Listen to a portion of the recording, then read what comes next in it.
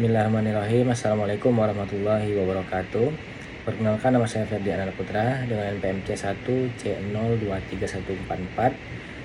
Baik, di sini saya akan menjelaskan materi bab 5 tentang transaksi antara entitas induk dan entitas anak.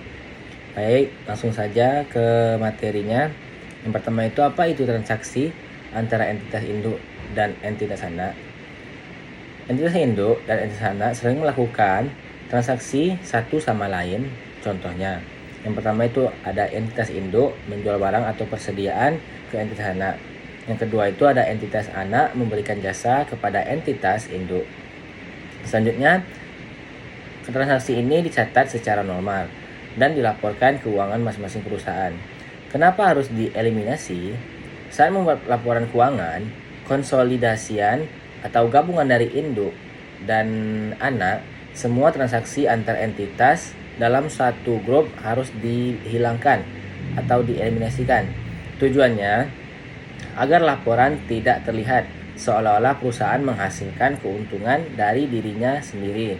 Selanjutnya itu ada, kita melanjutkan yang pertama tadi, itu transaksi antara entitas induk dan entitas anak. Entitas induk dan anak sering melakukan transaksi seperti jual beli persediaan, aset tetap, atau pemberian pinjaman.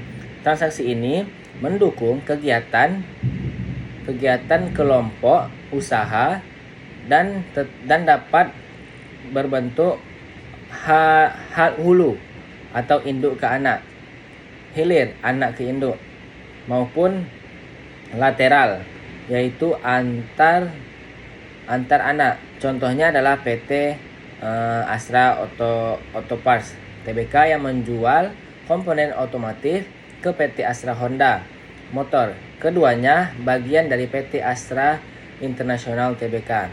Yang kedua itu pentingnya eliminasi atas transaksi antara entitas induk dan anak.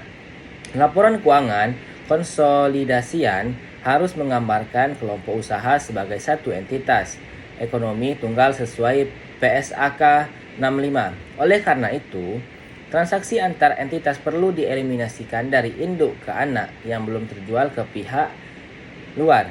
Harus dieliminasi.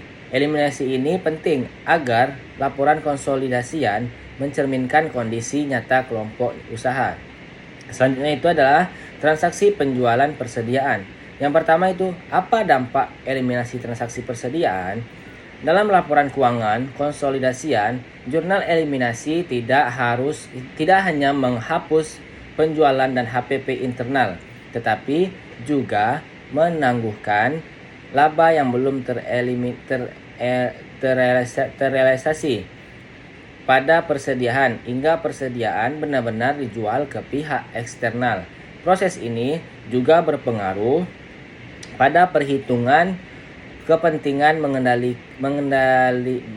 mengendalikan agar laba terbagi sesuai porsi kepemilikan. Yang kedua itu ada transaksi hulu dan hilir persediaan. Pada transaksi hulu induk ke anak, laba yang belum terrealisasi dieliminasi penuh agar tidak menimbulkan overstatement. Sebaliknya, pada transaksi hilir anak ke induk, menjual anak ke induk, eliminasi dilakukan hanya sebesar pada kepemilikan induk. Laba yang ditangguhkan di periode sebelumnya akan direalisasikan kembali ketika persediaan sudah terjual ke pihak eksternal. Selanjutnya itu ada transaksi penjualan jasa. Transaksi jasa entitas induk dan anak juga harus dieliminasi karena pendapatan yang dicatat oleh induk merupakan beban bagi anak, sehingga dalam konsolidasi cukup dieliminasi pada akun pendapatan dan beban. Eliminasi ini bertujuan agar laporan mencerminkan transaksi dengan pihak eksternal. Baik, segitu saja yang dapat saya sampaikan pada materi bab 5 ini. Lebih kurangnya saya mohon maaf. Wabillahi taufik wal hidayah. Wassalamualaikum warahmatullahi wabarakatuh. Terima kasih.